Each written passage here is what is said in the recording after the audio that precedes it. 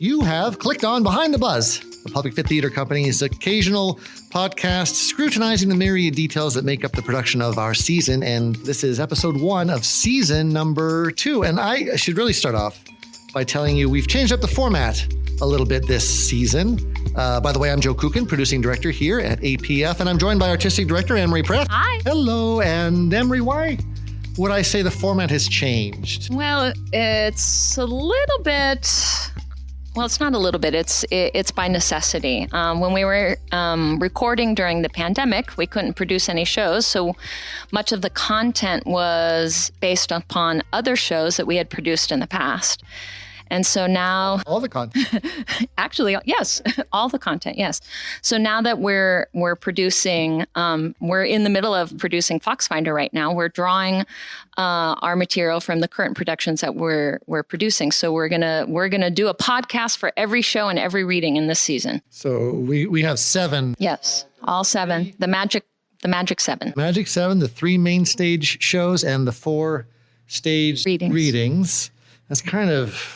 We're committed to that. Yeah, well, we did 7 last time. Well, 7 plus 1. 7 plus 1. Yes, that's right. We had Lauren Gunderson in for that last one. Yeah. And we're still planning on lining up special guests, including performers, designers. We're going to try and snag some playwrights as well. And this first show today, the first thing we're going to talk about is the play Foxfinder by Don King. Don King's Foxfinder. And this was actually the play that introduced Las Vegas to a public theater company. This was the first main stage show that we did. And we did it, 8 years ago? 7? 8 years ago? 7 year. Yeah, it was 7 years ago. 7 years ago? And here we are back looking at this script again. What was that choice about, AM? Why did you choose Foxfinder to sort of reintroduce and reemerge a public fit? That wasn't the plan, but we were approached during the lockdown by Mark Chinook, who has a space that has a streaming element attached to his venue. And he had approached us about producing a show in his venue. So we're like, oh, yes, well, we'll produce Foxfinder. And the reason why we chose Foxfinder was it was a small cast. And also it was the show that was our breakout show. And we thought that would be interesting for it to be our breakout show in a streaming way. And also it was very successful. So we knew that we had a level of control in terms of it being a fine production over a streaming idea or whatever. Yeah. Right. So the idea was a small house maybe, and then stream it live or record it out to a different paying audience. That's changed a little bit, hasn't it? That's not exactly the approach that we're taking now. How has it evolved? What are we doing now? The rules of COVID keep changing, every week, every month. And so we went from doing a streaming production to doing a full scale production. And now we're doing 4 performances in September with a full budget, a full set, costume, lights, props. And hopefully audience. Yes. Audience, actors. Yes. It's only 4 performances. How many total seats is that for the run of this show? To be exact, 396. 396 over 4. It's funny because the original production of Foxfinder, the first production of Foxfinder only had 6 performances, right? Right, with 60 seats? 60 seats. So we're kind of, yeah. It's the same thing. It's almost the same thing. 4 performances. And I kind of like the sort of symmetry of now we've added 4 performances to the 6 we did before, a total of 10, kind of. But it's not just us. We in putting this together, Foxfinder was a familiar title. And we knew that it was something that we could. It was a very successful show too.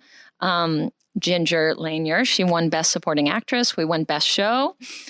Did I blow your? You did. Did I blow your intro? Well, I've written these introductions here, and I have all of these surprise things in there. You didn't tell me, Joe.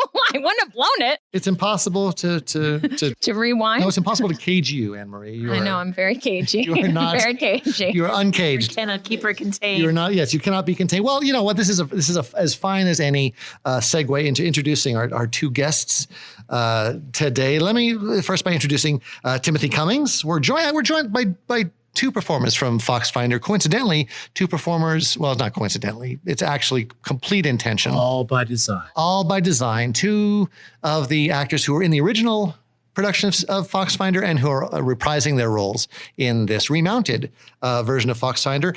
We've got Timothy Cummings and Ginger Lanier. Let me start with Timothy Cummings. Timothy Cummings has performed up and down the Las Vegas Strip for over 17 years. He's performed at Caesar's Palace, Excalibur, Tropicana, Flamingo, Stratosphere, and the Venetian. If you've ever seen a show at APF, you've almost certainly seen Tim. He's performed for Vegas Theater Company, Majestic Rep, Nevada Conservatory Theater, Asylum Theater.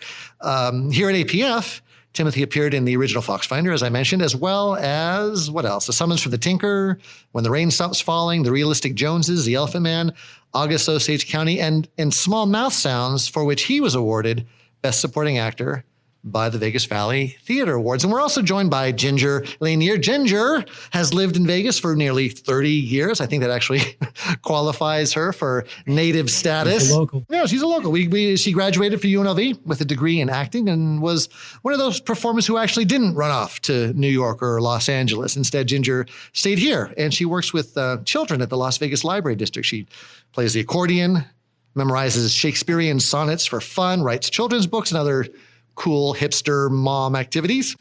You might have seen Ginger in the original Foxfinder, for which, as Anne-Marie has mentioned, for which she won the Best Supporting Actress by the Valley Awards. Or you might have seen her in Complete Female Stage Beauty out at CSN, or in The Learned Ladies for NCT, or in CSN's The Women. Have you noticed, Ginger, all the XX chromosomes plays you've done? Learned Ladies, yes. Complete Female, Stage Beauty, The Women. Oh, yes. Coincidence? I think not. Best Supporting Actress. Is this by design? Was this intentional? I'm very femme. Amen. The future is femme. That's right. Represent. Well, you guys have both heard AM recount the reasons why Foxfinder, but in order to sort of jump into this with any sort of confidence, we had to get everybody on board before we really made the final decision. Ginger, I'm going to start with you. Do you remember your first reaction to that phone call from Anne-Marie saying, hey, we're putting the band back together? Yes. I was so excited. I have spent the last 7 years having babies, so and not doing 13 children, 14 children. I lost count a while back, so I don't know. She had triplets every year. None of those things are true. And yet they're all true. No, I was very excited. I haven't done theater in a while, so I took some time off to have babies, and I immediately was like, I want to do this. Yeah, why? Was it just to get away from the kids, or was there? No, really. Yes. Having 3. Yes. I don't have 3. I have 3. Okay, so Tim's using this as a shield to get away from his family. But Ginger, what was your original? No, just to come back to something that I loved so much before and to revisit it after so long. 7 years and, a lifetime of different things. And I just thought it was an amazing opportunity to see everybody again and reacquaint myself with the theater and just be a part of something that just was so enjoyable before. And it was such a solid production before. And I love working with Anne-Marie so much. And it just was a no-brainer. Do you like the play? Yes, I do. Yeah. I'm going to let you actually tell us what the play is about. There are people that may not have seen the original production of Foxfinder. If you were to bump into somebody in the elevator and they asked you what you're up to lately, so I have to go to rehearsal. I'm doing this play. It's called Foxfinder, and they ask you what it's about. What do you tell them? Since I work at a library and I work with children, my reference points are usually YA. So I use the word dystopian. Yeah. And I do actually say it's kind of a dark comedy / dystopian thriller, and kind of leave it at that. That's pretty evocative. Tim, if I threw you the same question, what is Foxfinder about? I'm going to tell you the story about my audition for Foxfinder the first time. Okay. 7 years ago. And that was my wife had gone to a reading of Rabbit Hole that APF had done. And Anne-Marie announced that the next day there was going to be auditions for Foxfinder. And so I came to the auditions. I didn't know any of you, and I auditioned, and you liked me. You really liked me. And you invited me back. And you said, have you read the play? And I had looked the night before, and I could not find it. And so the intrepid stage manager, Brandy Blackman, had sent me a copy. I read it, and then my wife asked me, so what's the play about? And I said, it's about a farmer and his wife, and they live in a world where there may or may not be magical foxes. And she said, oh my God. However, for me, Foxfinder, it's a melodrama about this family that is really trying to come to terms with belief, what the world believes and what they believe, with their convictions. And I assume they are in conflict. Incredibly in conflict. Yeah. What can you tell me a little bit about what the world believes? I mean, that's an interest. You've spiked my curiosity. The world believes that the foxes are our enemies, and they are trying to cause the downfall of humanity. And certainly, where this play is set in England, they're trying to cause the downfall there.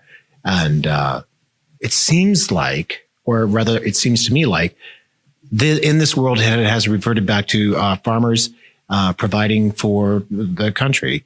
It's a very almost hands-on kind of thing. There's not a lot of tech aspects to it. And everyone is filled not just with responsibility, but with also a national pride to supply for everyone else. So there's a lot of pressure on the farmers to provide. And the foxes, when they appear, or are meant to appear, when they are summoned or meant to appear, cause damage of the farm. However, like Ginger's character Sarah says, nobody can say whether weather's changed. So to me, it's also a play about, it's about climate change as well, and perhaps some other event that has happened that has caused these events, caused the world to change this way. You used the phrase magical foxes. Emery, does that sit with you? Well, for me, the foxes are a metaphor for fear of other. So whatever your fear is, so let's say you have a fear of the political divide, then that's what the foxes are. If you have a fear of what's happening in Afghanistan, that's what the foxes are. If you have a fear of religion, that's what the foxes are. And so when people come to the play, that's how they personalize the play. They insert their fear into the story, and that's why I think it's a super powerful story right now, because we as a country were divided, we as a world were divided over medical reasons, political reasons, religious reasons, and so that's why I think the play is so poignant. Tim, I asked Ginger, what was your initial reaction when Emery and I called and said, hey, we're putting the band back together, going to do Foxfinder again. Are you interested in being involved? What was your initial thought? That was back in March, and it was just like, okay. I was just like, we had a really good conversation. It was really, and she did use the phrase, I'm getting the band back together. So I was looking forward to, returning to the original cast and seeing everybody that I hadn't seen in a long time. You guys have been away from the play for 7 years. As you mentioned, you've been away from each other in some cases up to 5 years. Has the play grown in that time for you? Are there new discoveries that you've discovered coming back into the rehearsal process? Ginger, I'll start with you. Do you feel like there's like it's a new play? Is it a new play? Absolutely. I am actually surprised at how different it feels. I mean, personally, now, I play a character who has children, and at the time I didn't, which I don't think is necessary to understand what it's like to be a parent when you're playing a role. But just as a, happenstance, I do have children now, and I was informed in a different way. Yeah. I realized that there are things that I interpreted before that just naturally are different. I don't want to give away too much, but a lot of the fear, paranoia, protecting family and things like that my character is about, that was much stronger. And I understood it. It was a clearer trajectory and a clearer journey that my character is going on. Yeah, I can see that. Is that well, that can't be the only thing that's changed for you in 7 years. No. That's huge. I'm not devaluing the idea of squeezing out, what do we decide, 6, 7 kids? 13. No, wait. She is the mother of nations. Ginger has 2 adorable little girls, and I don't know why I insist on teasing her with having multitudes of children. What is the collective noun for dragons? A scale of dragons. A scale of dragons. Let's have a scale. A scale of children.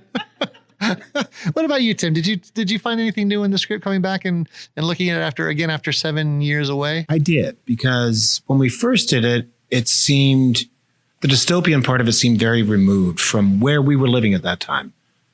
And now that dystopian part, in my perspective, feels very immediate. Really? In what way? Just the disconnect between what is broadcast as the truth and what is the truth. And what people understand to be the truth. We are often having debates with people who have a completely different understanding of what is true. Not to come down on either side of these arguments, but that when there are two truths battling it out, what is it that allows one truth to win out over another? That's a kind of a theme in the play, isn't it? What truth wins out? And I think, is that true, Emery? Is there an idea in the show that we're dealing with two separate perspectives and that both are sort of rooted in a very energetic belief that they are right? And one has to come to the fore. Well, there's a lot of radical thinking in the play in terms of this belief in foxes. And it's expressed through one major character, and this one major character gets Timothy's character to buy in. You know, I just want to stop for a second because we keep talking about foxes and we say the foxes and belief in foxes and the idea of the belief in foxes. Mm-hmm. Foxes are real. Foxes are a real thing. Right. So what is it when you keep alluding to this idea of belief in foxes? How is it different in the world of this play than it is in my world? In this world, the government, that is an unseen character, has led the community to believe that foxes are responsible for climate change, for death of children, for sickness, for strange behavior between people. Foxes, in a sense, can be blamed for anything. And when you get this feeling that foxes are responsible for anything, it creates this very binary feeling in the play where people get very radicalized and they attach themselves to this strange notion, and it separates families, much like radical thinking separates families in our world today. And so what Don King has done, and I don't want to speak for Don King, but what I see in the play is that she expresses extreme thinking with the different characters. Like there's a continuum. You have one character who believes very strongly that foxes are the cause of all mankind's problems or humanity's problems. And then you have another character who is an underground radical thinker herself and doesn't believe in that idea at all. And then you have other people just living their lives who are just trying to survive. And I think that's what's happening in the world today. So that's why the story is so poignant. But what I find interesting, and going back to your original question, is that in the previous production, I didn't see the continuum as clearly as I do as now that I've matured as a person. And I was very fixated on William Bloor. He's the Foxfinder. He's the one that's spreading all this propaganda, and he's from the agency. But what I see now very clearly is Judith, which is the wife of Sam, her not really buying in to the thinking and really finding her spine, finding her strength as the world around her is devolving and melting. And I'm embarrassed to say that I didn't see that as clearly the first time, because Don King, being a female playwright, I feel like she inserted her perspective through Judith in the show. Well, I think this is the perfect moment to say that the original production, for all of its obvious directorial failings, did actually win Best Production from the Vegas Valley Theater Awards that year, and you were awarded Best Director for your work on Foxfinder that year. So you must have done something right. I was surrounded by very smart people. All of these things that you've told me, though, all this stuff that we've talked about, doesn't sound very funny. Where's the humor from this play come from? Ginger, you want to take a stab at that? I think it comes from the characters really believing in their stance, and us as an audience understanding that it's extreme. And I don't know. I think it comes from the absurdity. And it's also very English, right? That's where I find a lot of the funny, like what I burst out laughing in rehearsal inappropriately is just the sort of uptightness of some of the dialogue with William Bloor and all of that. Yeah, the reserved nature of the characters in contrast with this very extreme thinking, the juxtaposition of those two things, I think that's where the comedy comes from. And the writing's quite good. She crafted a funny story in certain areas. But it's really about the relationship between these four people. William Bloor comes in to the family of Judith and Sam. The two of them are recently childless.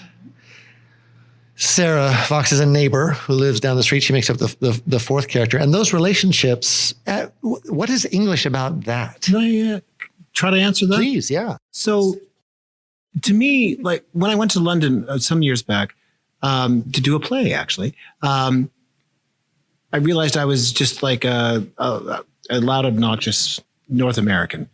And you're Canadian, for God's sake. I know, sorry. But I was in a city and in a country that was, for lack of a better term, lubricated by civility. And it was such a civil place. Even strangers on the street greeted me civilly.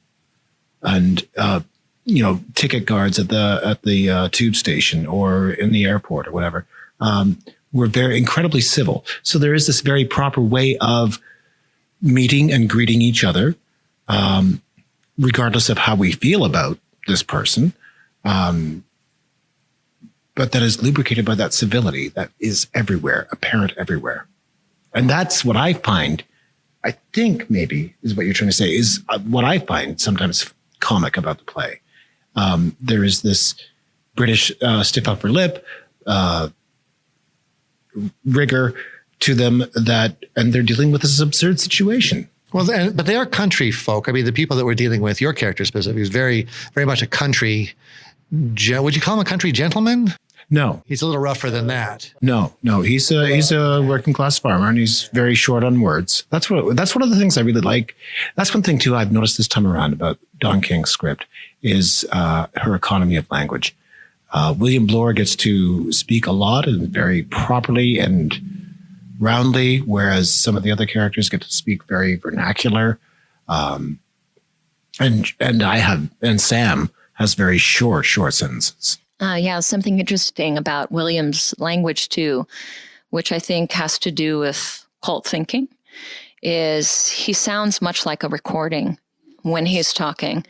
He's reciting something that he's been taught, and he believes that it's his own words, but he's really just reciting propaganda. And that's very clearly crafted in the story. How did you pick up on that?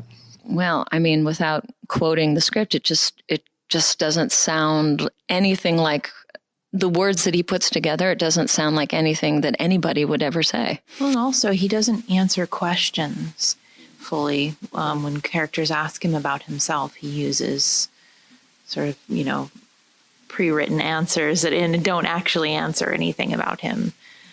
Yeah, it's a way of protecting yourself from actually having to face the truth, right? If you just chime into the recording, then you can use that as a shield. And that's what his character does all the time. And if you're from proper society where everyone's civil, that's enough. No one goes any further than that. If you have an answer that is, I answered the question with that statement, and then you move on because that's enough. Well, it's not just civil society. He carries a certain amount of authority and I'm going to use this word, terror. Mm-hmm. I think there's a certain threat that he brings to bear that plays well into or against the idea of a civil society. I think there's a lot of threat in his character as well, especially with you, Ginger. Yeah, you have a couple of scenes that are very clearly about power and threat. And I think I see his dark side, for lack of a better term.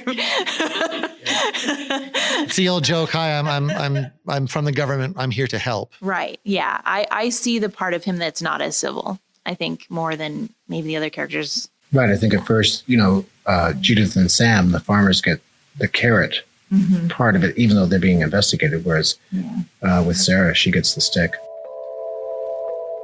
Hey, I'd like to take a quick moment here to let everyone know what's coming up at A Public Fit. We've planned out our 2020-2021 season, and we could not be more excited. We've added a second performance to the readings, a Saturday matinee that will follow our regular 7 o'clock Friday show, continuing our wonderful partnership with the Las Vegas Clark County Library District. So Gloria, a dark comedy by Brendan Jacob Jenkins, will run there on October 22nd and 23rd. Dominique Morrisow's dynamic drama Skeleton Crew runs January 28th and 29th, and the heartbreaking Stop Kiss by Diana Sun will run for just one night on March 25th. We'll conclude this year's reading season with Will Arbery's incredible, controversial Heroes of the Fourth Turning on June 24th and 25th. And now, as always, admission to the readings is free of charge, but we still recommend arriving a bit early just to take advantage of the best seating. We've talked a little bit today about our season opener, Foxfinder, running from September 23rd to the 26th at the Space, but we'll be returning to our main stage at the usual place in the winter with Craig Wright's ridiculously inventive Recent Tragic Events. It runs February 4th through the 20th.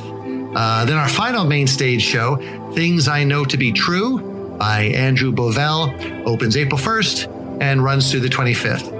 You really don't want to miss this collage of movement and moments.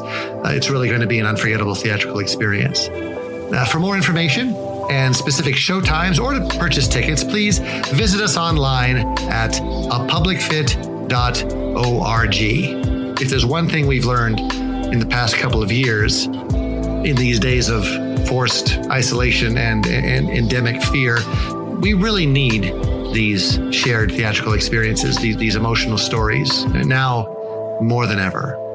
I hope you'll join us. And thank you so much for your continued support.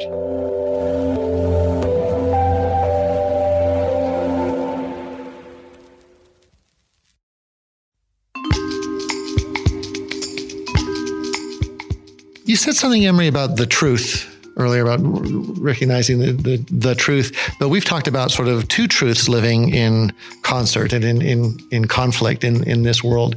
Is this resolved in the play? Do we come to understand a truth? Does one win out? I guess I want to know, coming into the show, is there a truth that wins? Well, the play is very circular. There's that, without spoiling the ending. And certain characters come to the truth, but is it a win?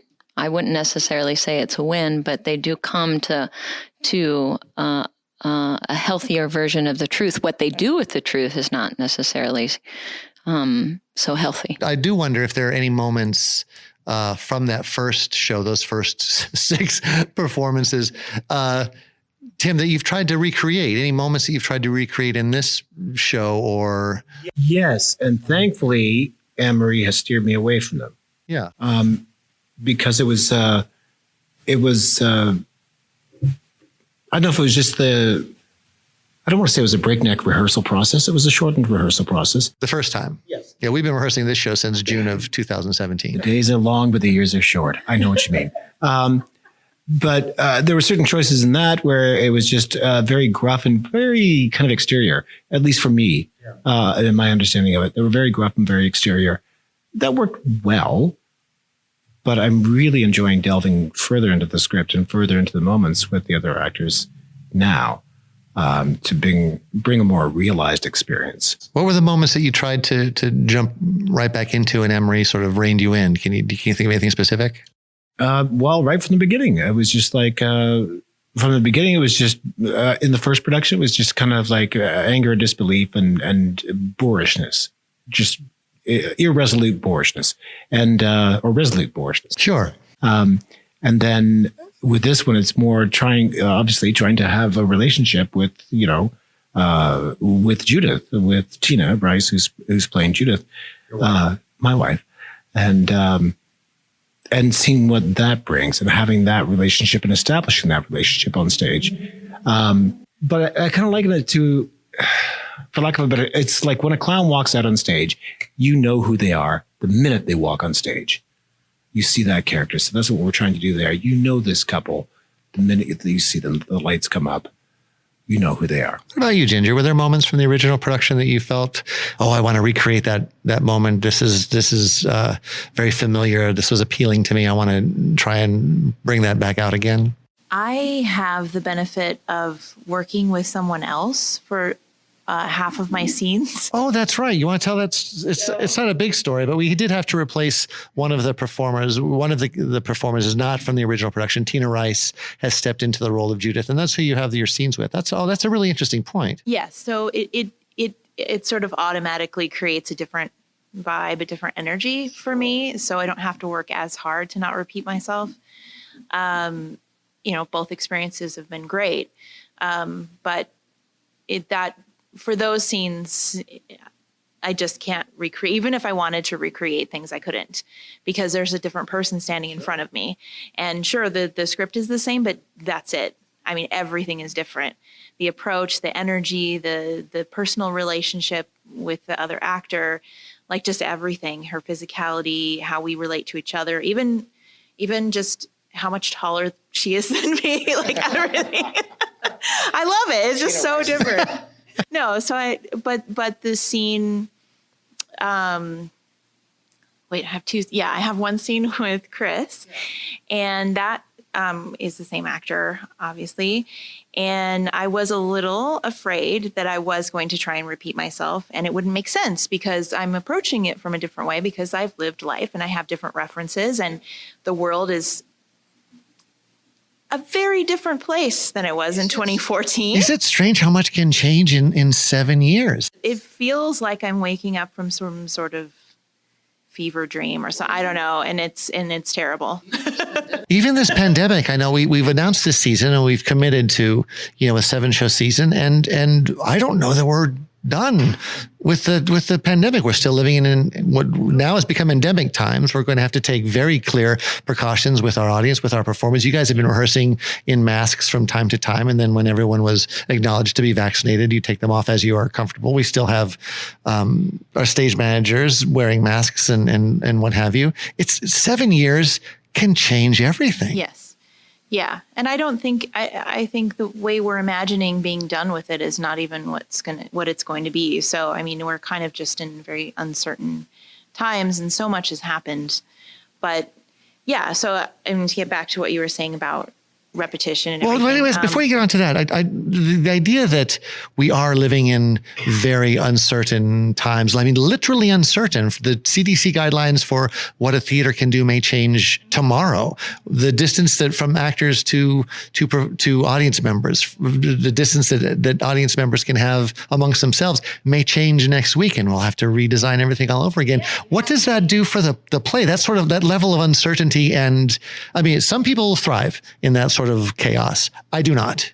And I don't know if you perhaps, no, I don't really. And I don't know if you do, if that's something that's very comfortable for you. I don't think I thrive, but I think I've developed the ability to be more flexible and to pivot and constantly be able to change as I work with the public in my day job, and with things are constantly changing there. And I work with children, so it's a very sensitive topic because, they're so vulnerable. And every day, I'm just used to every day when I go in going, okay, has anything changed? And then making a plan based around those changes. And I think, I read something that Anne-Marie said recently that I thought was really beautiful, and I can't remember it, but but it was great. That's all you need to know. You said something about in order to put on theater, you have to be able to be foolish, and it was your post. It was not about being perfect. Yes. Right. And willing to be willing to risk and not be, I think, especially for women, we put on this shield of perfectionism, and you can't do that in the rehearsal room. You have to be willing to make mistakes and rely on other people. So, yeah. And I think doing this during a pandemic is putting another layer on top of that. Like, that really resonated with me when I read that, because I thought, well, of course, this whole thing is foolish. We're doing a theater in the pandemic. Like, when I look back on this, what am I going to think about my choices and everything? But I really had to just jump in and just be all in and say, well, this is what we're doing, and this is the decision I've made. And do you think? Well, I just have to say, for my lawyer here tells me that in order to continue, I just have to say that APF has committed to taking seriously all CDC guidelines, as well as the guidelines that have been represented by equity houses in New York, Los Angeles, across the country. All theaters that are reopening are adhering to similar guidelines, and we take this stuff very, very seriously. So, getting that out of the way, I mean, we really do. I don't want to make it sound too casual at all. All this that we've just talked about, Ginger, Tim too, both of you, I think. Do you think that this feeling, that this sort of umbrella of whatever is going to translate through this story down to the audience? Is the audience going to feel this in a way that they may not react to a really good production of The Odd Couple? It's going to crystallize all that uncertainty for them. Yeah, I mean, there's fear, there's paranoia, and those two things right there, they're so pertinent right now. I mean, the amount of paranoia that I feel from not only myself, but from other people going out, constantly questioning, am I doing the right thing? Should I go here? Should I do this? Should I go to this concert? Should I live my life? And then trying to find a middle ground where you're still careful, and you're still responsible, but then also living life, because this still hasn't gone away and it's going on 2 years. And yeah, I mean, that kind of thing is palpable. Just even in rehearsal, I feel it. And as an audience member, if I was watching this show, I would feel it and I would understand.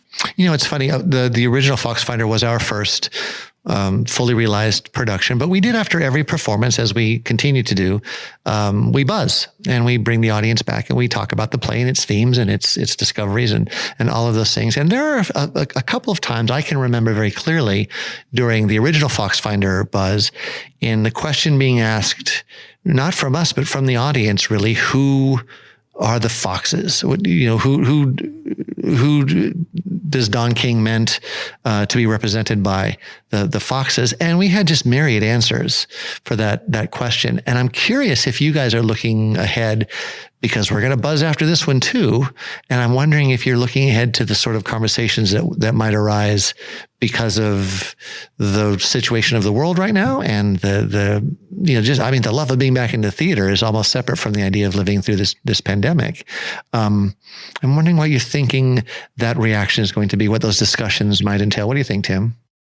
I think that if they do identify the foxes, there'll be much more concrete groups as opposed to abstractions, which I felt they were before, where it was like, fear of the other, like Anne-Marie said, or fear of a government entity. It's going to be people saying, it's the anti-vaxxers. No, it's the people trying to shove, a third vaccine down our throat. No, it's Republicans, it's Democrats. I think there's going to be a lot more, I feel, there'll be a lot more identification of groups. That's really interesting. We have increased sort of our consuming of radical ideas, both on the left and the right, through online interactions of all sorts, from Facebook to Instagram to what do the crazy kids do today, TikTok, all of these things. all of these things are sure. Did that even exist? I guess there was a Facebook 7 years ago. There was a Facebook. Of course there was a Facebook. Yeah, there was a Facebook, but it just wasn't, it was full of cats and galaxies and baby goats and, the occasional article and in that, but it wasn't the way it is now. Is this going to be a fun night at the theater? I mean, these are a lot of deep topics, and you're talking about paranoia and political unrest and concern. Are we gearing up for a disaster, or is this going to be a fun night in the theater? This is an incredibly engaging story. It's hard to look away. Simply, and I don't speak for myself, but I speak for the other three talented people on stage. Sometimes I'm just watching. I'm like, oh, I missed my cue because I was watching, and this is rehearsal because it's so good. And I'm like, no, this is going to be a very engaging night of theater. And it's also beautiful. And just the drawings and everything with the design. It just, for me, I'm an escapist. Okay. And I have a really hard time consuming entertainment that is not escapist, that reminds me of the world and headlines and all of that. That's just a personal preference. Sure. But with this show, I think it's a great balance of really making it really thought-provoking, but also taking you to another place just visually, and it's removed from what our average daily lives are. Maybe not for people who live in rural England on a farm, but so many of whom emigrate here to Las Vegas. You'd be surprised. Well, and I think too, and it's something we haven't really talked about. I think there's a mystery to the play that is really interesting. The just the identity of the fox and because we understand what cute little fuzzy red creatures foxes are, but the way they are presented in the play strikes us as so bizarre that it takes us a little while to get on board with the understanding that these people have about these creatures. That's also interesting because we see foxes in a totally different way than people in other countries that actually encounter them on a daily basis. Right. They don't think they're cute and fuzzy. Well, no. They're weird. Well, we see foxes on Facebook. So they're Disney foxes. Oh, they're cute. They're cuddly. They got bushy tails. No, they are killers.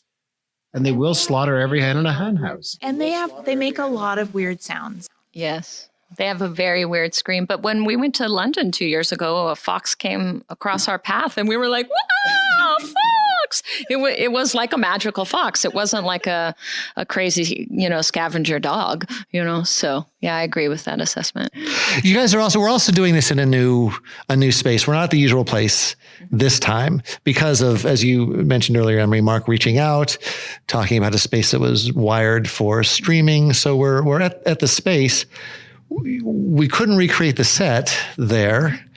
We have a new design, a new monstrous set over there. What's that done to your staging for the play? I mean, you came in from scratch, I guess. Well, the previous time we did the show, we did it over at Cockroach, which is now a Vegas theater company, and they have a pretty small footprint.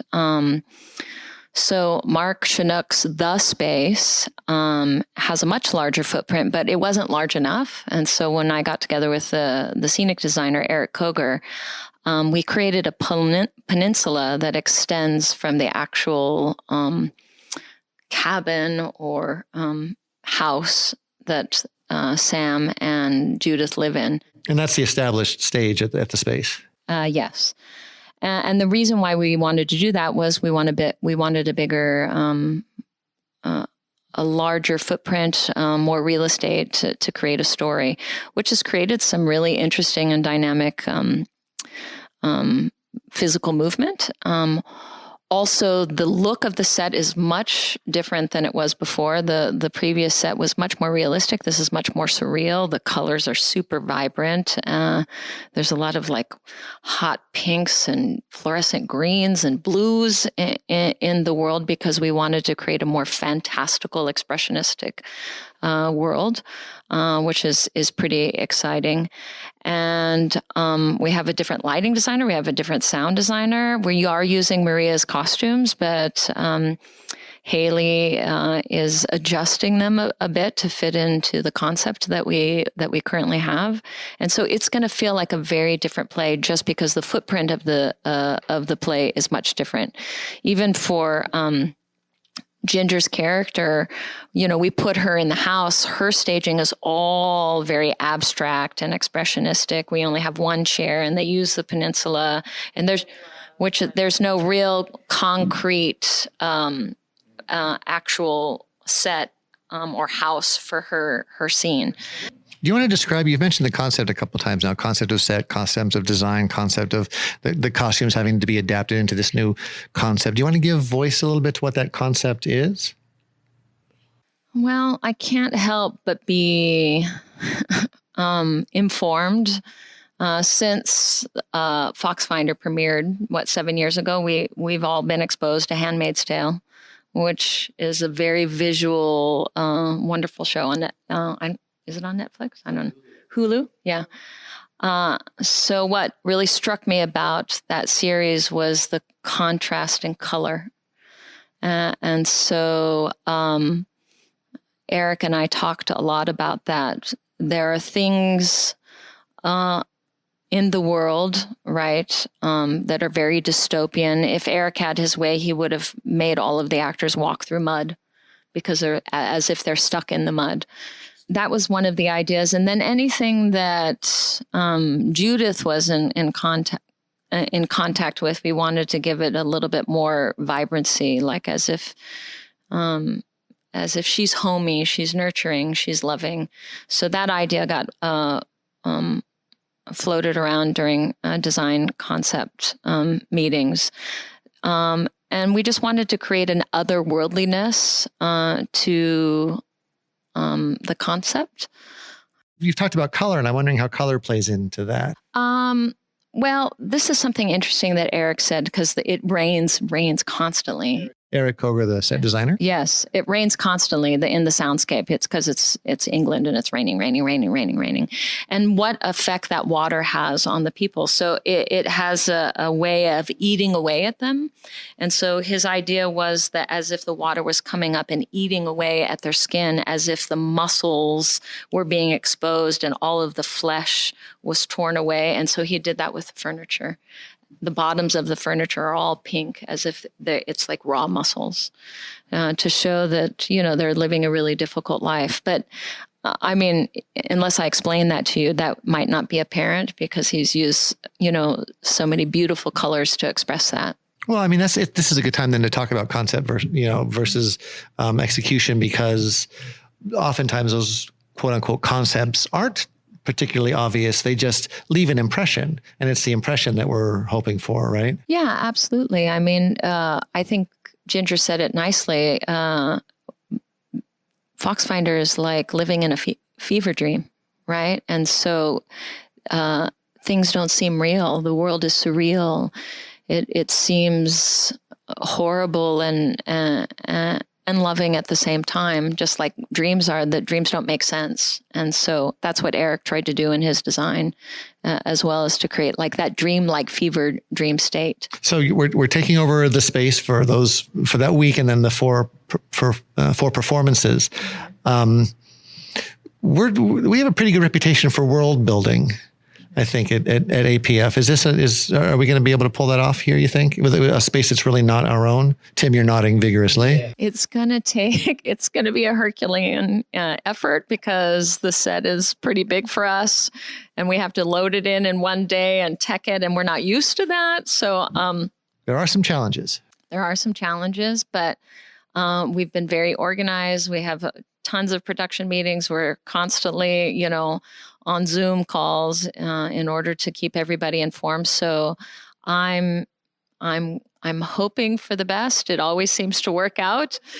Hoping for the best. How's it gonna work out? It's a mystery. It's a mystery. But it always theater's a lot of hard work, a lot of dedication, and a little bit of magic. I don't know why, but it is. Yes, I don't know why, but it is. And it's just all these people collaborating together to make this one thing happen, and it's just like, that's a wonderful thing about it. But two, one of the things I applaud too is like the world building that APF is famous for, I think. I was certainly inspired when I did Foxfinder the first time, and Emery had said something along the line of, no, we're building the world. We are making this world. And I took that in two other productions I did, not only with APF, but other shows that I've done for other theater companies and stuff. We get to make the world. And it's like, oh, is this right? No, we make the world. Make it through our choices, whether it's set, it's light, it's costuming, acting, movement. We get to make the world. Where can we buy tickets for this one? You want to? Publicfit.org. Go straight to publicfit.org. Yes, we have easy links, right, for September 23rd, 24th, 25th, and 26th. All you'd have to do is scroll down and tap on the link. And seating is limited, right? We're not. Yes. And this is something new for us too. That there are assigned seats. There are assigned seats, and we've already sold 100 tickets. Oh, out of a total of, what'd you say, 396? Yes. So, and we're 3 weeks from opening, which usually people usually wait till the last minute. So I would recommend you get your tickets now. Are people hungry for theater? Is this a good idea? Are people hungry to get back into audiences? Yes. Because Hadestown just reopened and Waitress just reopened on Broadway. Right. And to go back to something you said at the beginning, there are new positions in Broadway productions right now, and it's a COVID manager with different theater companies to make sure that all those COVID protocols are being observed. You're just going to give Brandy Blackman a new title. You know what? I think she needs it because she is capable of balancing that and all the other titles she Brandy has. any more work. That's true. She is well overworked. That is absolutely true. All right, Ginger, you are now our COVID specialist. Yeah, great. No, I just have to say that if I was an audience member, I would actually consider going to this production. I would be comfortable because the way that the tables and chairs are set up, as opposed to a traditional theater seating where you're right next to other people that you don't know. And I think it's a good introduction back into going into places with audiences for people who are a little nervous about doing it. We're going to ease our way in with a compelling story, a mystery, a dystopian dark comedy, and roll the dice. And there's only 4 cast members. 4 cast members, 4 performances. If someone is, nervous about going out, that's also a selling point. There's only 4 of us. You're really far away. We're really far away. We stay in the peninsula. We stay on our own peninsula. I think it's more of a jetty than a peninsula, but that's just me. It's like Italy. Maybe an isthmus. See what you started. Sorry. Look, nobody loves a good isthmus as much as I do. I love it. Madison, Wisconsin, one of my favorite isthmuses of all time. A fine isthmus, but we just don't have one here. I'm sorry to say. All right. Well, I think that's it. I think we've wrung out all of the isthmus talk on Foxfinder that we can. Ginger and Timothy, thank you for joining us. That's it for this episode of Behind the Buzz. We keep calling this a continuing conversation, and we will, a continuing conversation here with us at a Public Fit Theater Company. This was Season 2, Episode 1. Again, I want to thank Ginger Lanier and Timothy Cummings for joining us today. I thought this was a fun conversation. Okay. No response, but this was a fun conversation. Look, if you enjoy these conversations, please take a moment to subscribe. As we said before, we'll be exploring our entire upcoming theatrical season this year, and it's a doozy. I mean, alongside Foxfinder, we'll be talking about stage readings of Gloria by Brendan Jacob Jenkins. We're going to do Skeleton Crew by Dominique Morisseau, Stop Kiss by Diana Sun, and Heroes of the Fourth Turning by Will Arbery. And then we'll be talking about our fully staged productions as well. Craig Wright's Recent Tragic Events and Things I Know to Be True by Andrew Bovell. We plan to be talking with performers and directors, designers, and hopefully even a special surprise guest or two. You can tell us what you think by rating this podcast on Apple Podcast or Google or Spotify or Audible or Stitcher or wherever you download these conversations. Your feedback allows other listeners across the inner tubes to discover these chats and join the APF conversation. Or you can contact us directly through email at behindthebuzz, 2 Z's, at publicfit.org. Behind the Buzz is a product of a Public Fit Theater Company in association with Giant Leap Industries. Adam Paul, director / impresario.